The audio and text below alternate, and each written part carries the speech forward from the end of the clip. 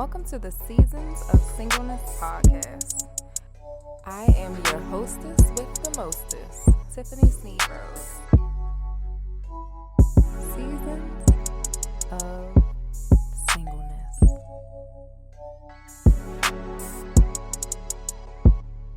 Seasons of Singleness.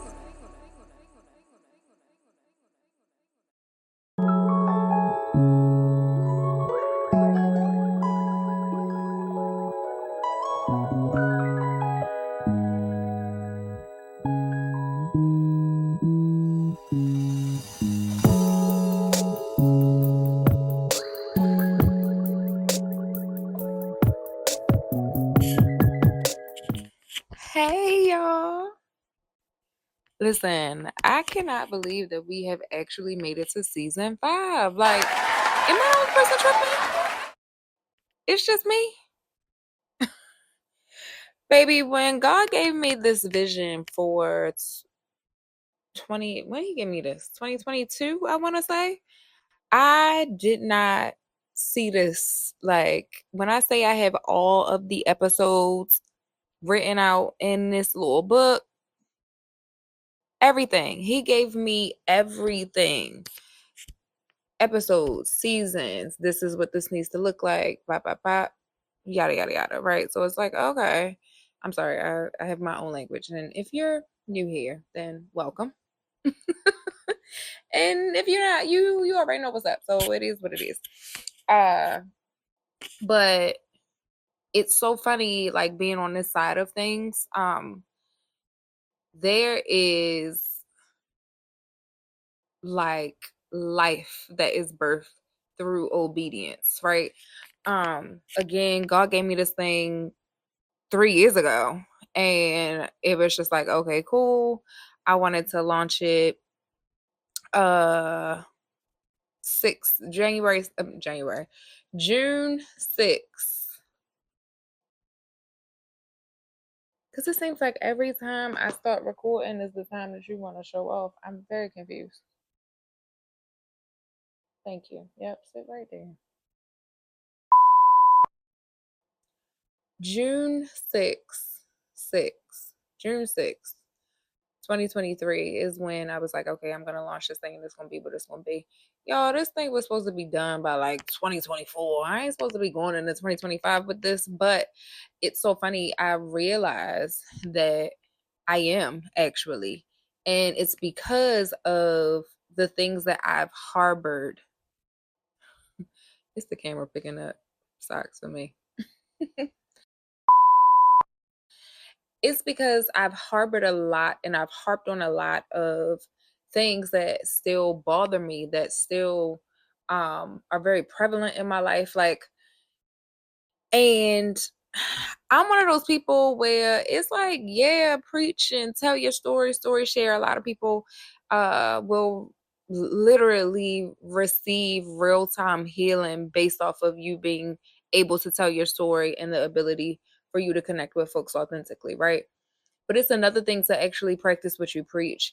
And for me, I don't want to just tell my story. I don't want it for it to just be, oh, I did X, Y, Z, and I let God use me, and that's it.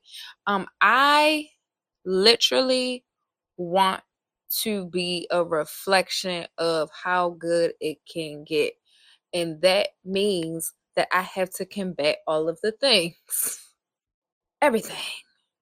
And he made that very clear to me. So it's just like, okay, cool.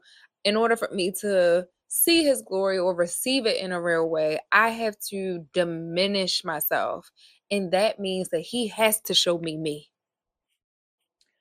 Baby, it ain't even too much into 2025. And here I am living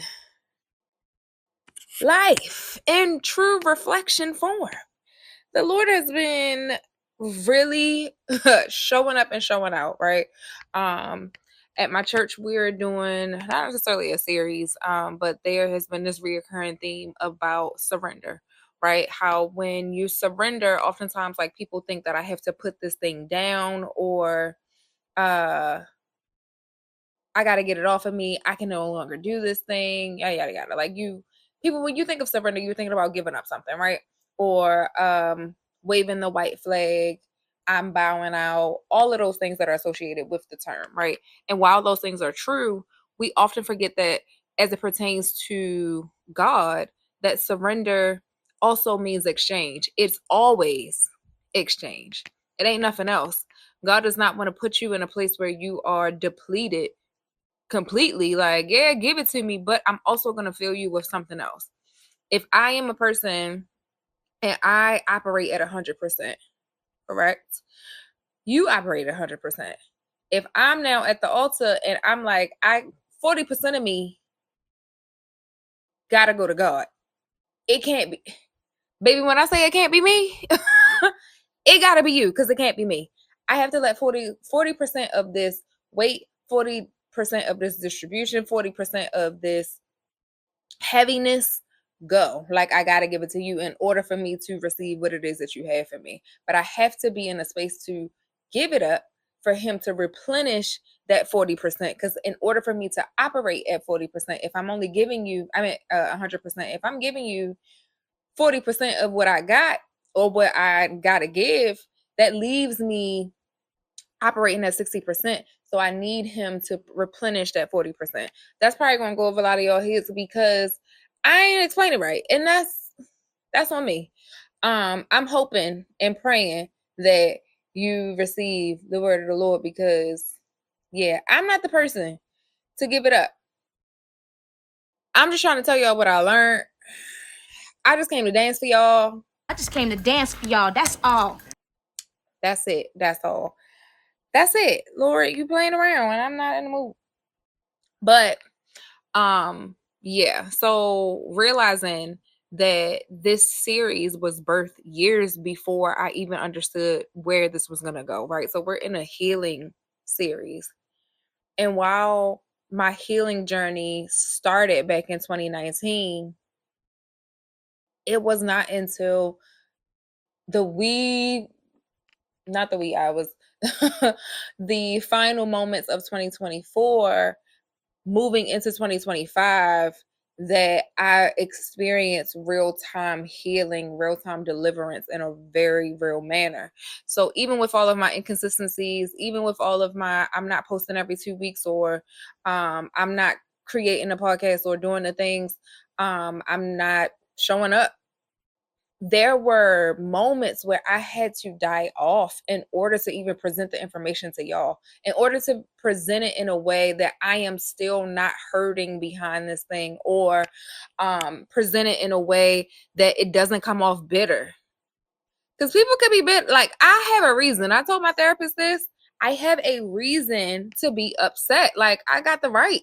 I literally reserve the right to be upset for a lot of the situations that I have fallen victim to, even if it was something that I inflicted on myself. Still have the right to be upset with me. There's a whole segment that my pastor goes into, just talking about being disappointed with the outcomes that God gave us. And that's a whole nother thing. Baby, again, I ain't the one to give it to you. Okay. I will most definitely drop a link somewhere in here to give it up to y'all because it can't be me. Just being honest. Um, but no, so just really thinking about that has been transformative for me because it reminds me that God really is getting the glory out of all of it, regardless of what I say out my mouth, regardless of who I offend with those words, right? Because this is my story at the end of the day. If you're offended off of something that I did, you need to reevaluate what's going on. But I do understand that some people find cursing to be very offensive. Some people find it to be kind of Neanderthalish. Like you ain't got no other words. I like the cuss. That's just me. It makes me feel good. Feels good to just cuss at the end of the day. So yeah. But there was a disclaimer prior to you stopping by SOS the podcast, uncensored. Still will be a notion of God's glory. Point blank period. And it Might go over your head, it might not. Hey, let's hope you receive what you came to receive, sis, or bro, or them they. I want to be politically correct. I don't want nobody to cancel me. It's just little old me. Over the head. So yeah, all of this was very what's the word, intentional. All of this was intentional. Like I had to undergo all of the things. I had to be inconsistent. I had to not show up for myself. I had to not show up for people. I had to disappoint some folks. I had to isolate. I had to do all of these things that are required in order to get to this space. And while some people may see it and they might, I've actually had people tell me it don't take that much, but it literally does. For me, anyway.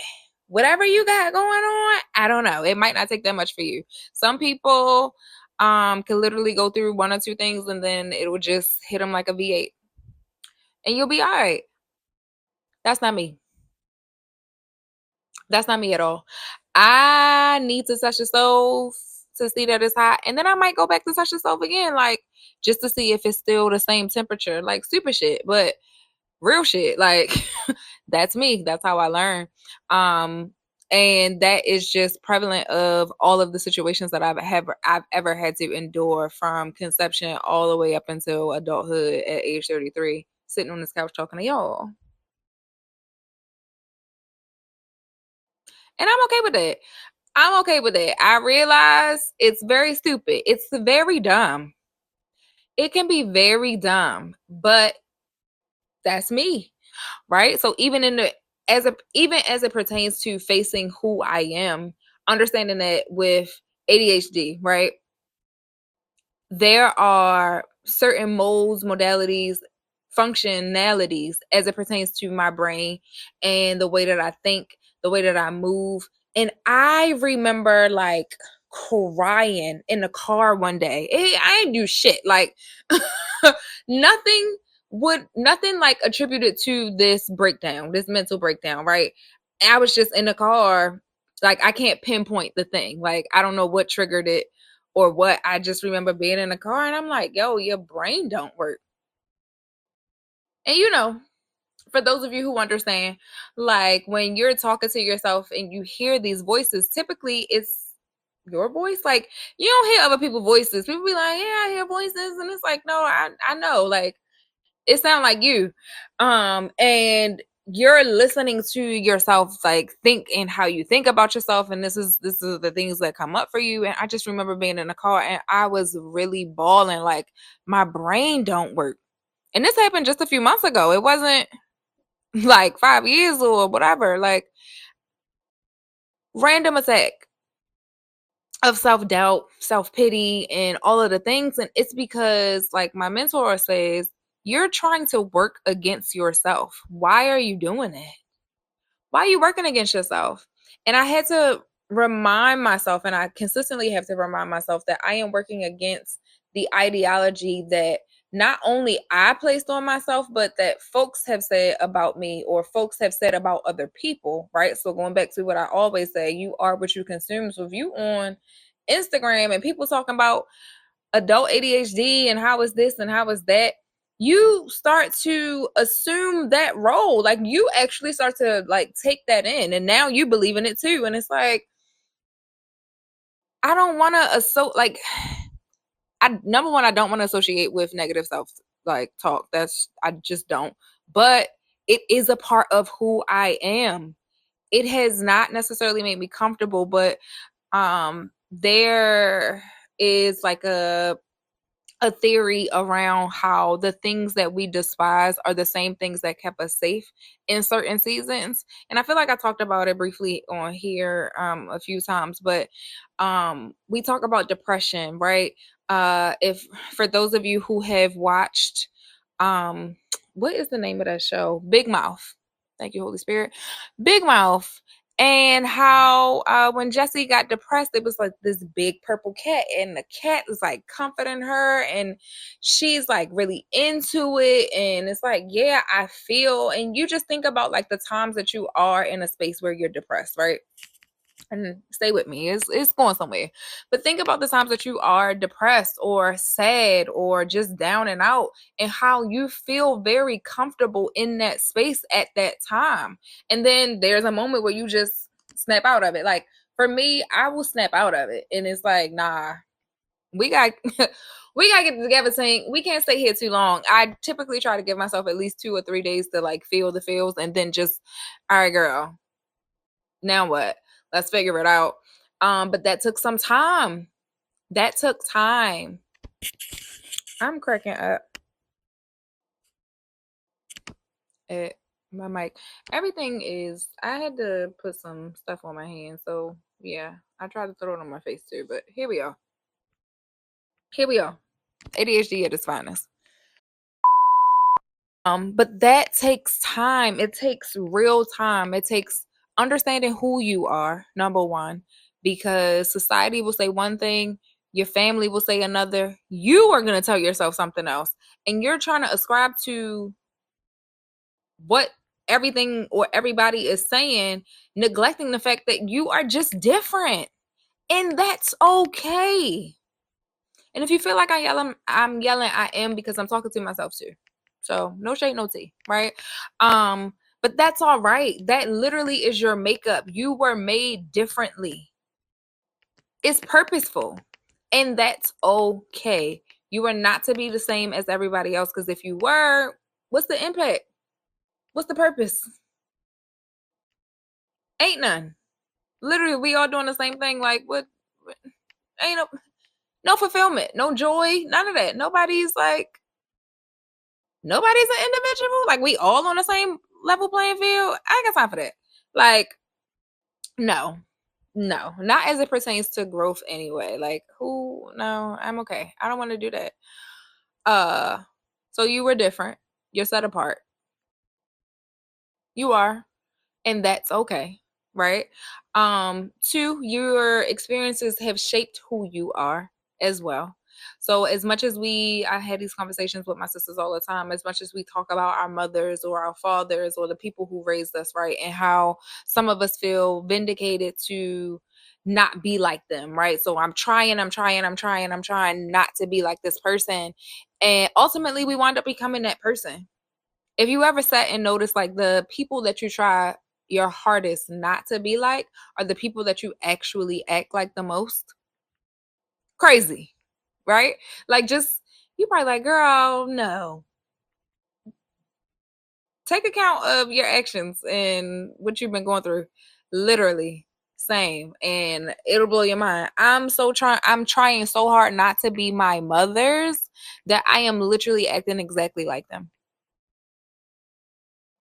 Not showing up to things, not reaching out to people, expecting people to reach out to me, or not saying that I need help, not being, if I'm in a space, like isolating myself so that I don't necessarily have to deal with people or even answer to what people like, because people expect me to show up. So when I don't want to answer to that.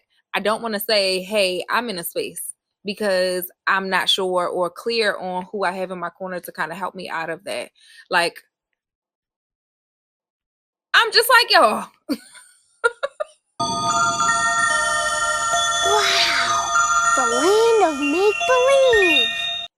Me trying to do different, ascribe differently, and show up differently. It's like, no, you're literally being the exact same person. The same things that we don't address are the things that we become.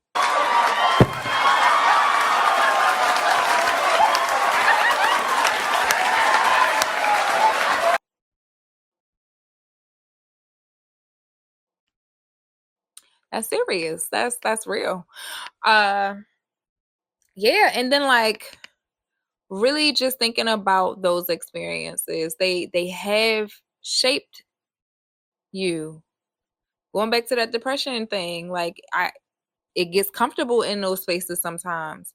That cat was comforting for a reason to Jesse, but it's like, because I ain't talking about you, think. Um, she was comfortable. She was snugged up. That thing served its purpose. And oftentimes we forget that this thing serves its purpose. in our lives and in our seasons during that time. And again, that is okay. What's not okay, however, is us actually staying in those moments. I be in my bag, I be in my feels too. Baby. Crying, praying, all of the things, even without immediate release or relief, I still will feel the feels, and that is okay. That is okay.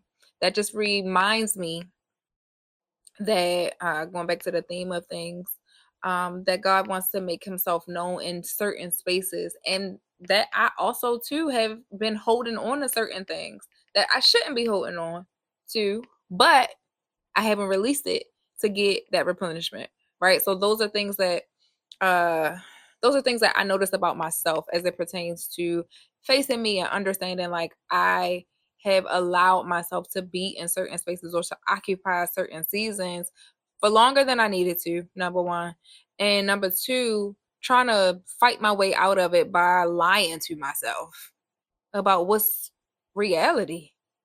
And I claim to be a real bitch. Like that. I'd be like, yeah, I'm the realest motherfucker. Da, da, da. Like, okay, cool, but you could be real to other people or you real to yourself. Like, if you lie to yourself, I don't know if I can trust you. You know what I'm saying? Like that's just a thing. Um, but yeah, I gotta stop saying we. A lot of people do it, right? I am one of those a lot of people who have done it, who still does it. There are certain things we did a wrap up of like our stories, and we had to write down our account of our stories and the plot, the sequel, like who who are these main characters in our story, things like that, right?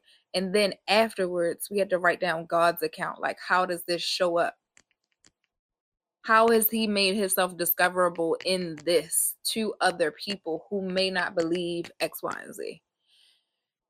Maybe when I say I was pissed off, like I left Sunday being pissed off at God. I remember just being mad because I'm like, I have reconciled, or at least I thought I had, right? I've given it up. I felt the deliverance in that real space. I thanked you for the details and I let that thing go. And I don't want to deal with it again. But here it is. You have me doing it all over again.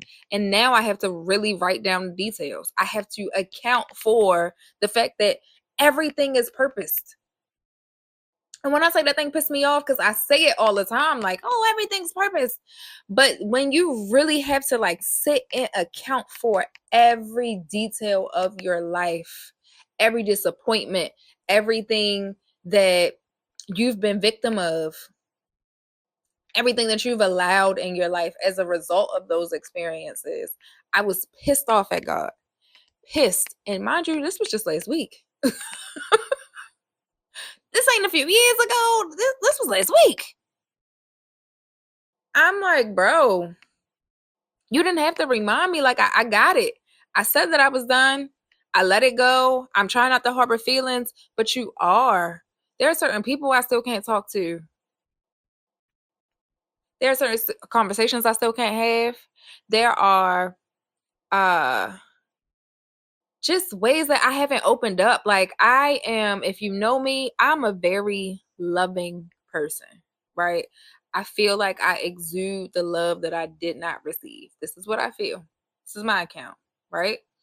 And God's like, that's cute and dandy. But let me show you your heart.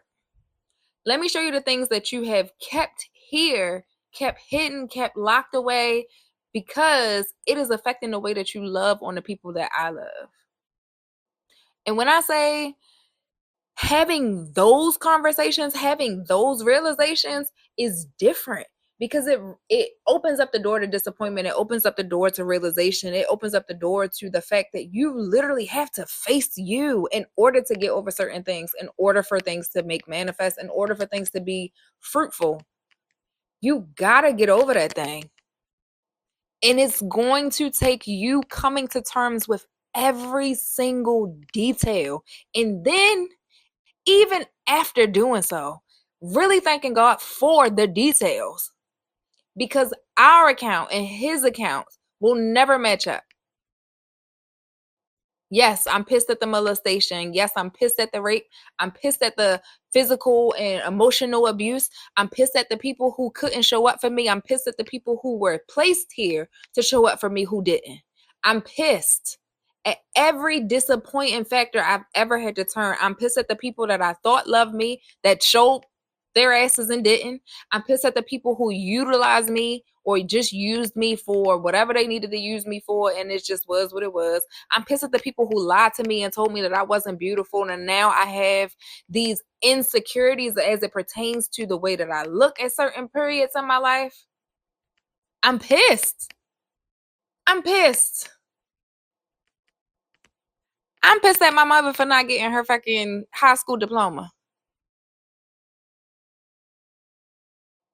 And now it's up to me to figure it out as a first generation high school student, college student, feeling fucking illiterate because I didn't have the resources to get what I needed to get. And even in all of that, plus some, because there are so much, so much. I'm pissed at my daddy for committing suicide. Nigga, if I could stay around with these same ideations, you definitely could have. Especially after now we're getting back on track and doing the things. I'm pissed. I'm pissed. I'm pissed for my backup family, supposed to be like help me get through the things, who are also causing fucking damage and hurt. I'm pissed. I'm pissed. Pissed. Pissed at chosen family who are friends, right? Because friends are the family that you choose, who don't show up, who don't pick up the phone. But when something that's going on with them, I'm quick to drop a fucking dime to be there for people.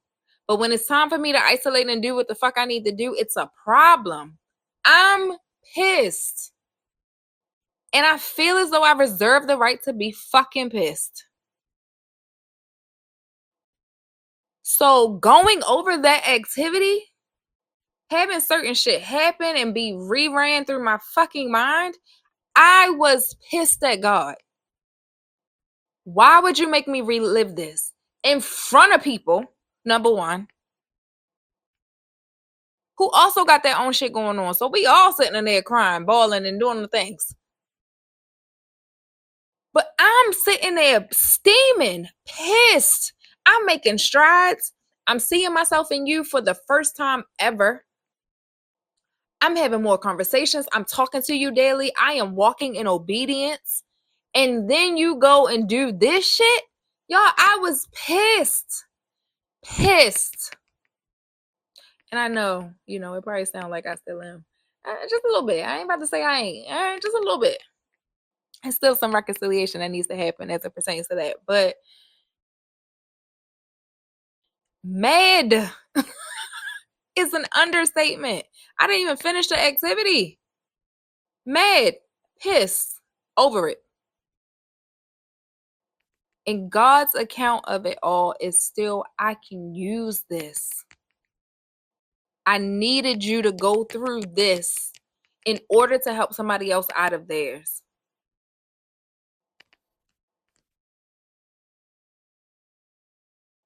There is more for you on the other side of this. My promise is coming out of this.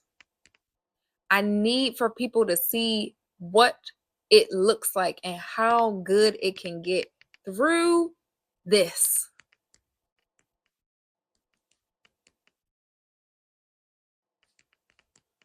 I just need your surrender. I need your peace of mind over this thing. Once you've let it go.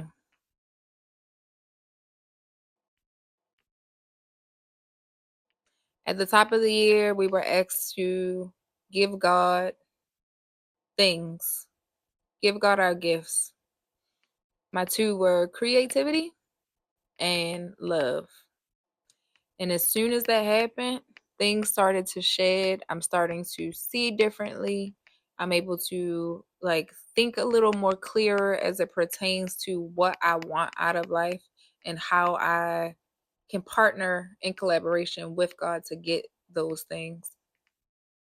But things have been absolutely different, and it's been amazing to see just the power of surrender and how that attributes to, I hope I'm saying attribute right. God damn. How it attributes to what he has for us, honestly. We will never know what that looks like if we don't surrender.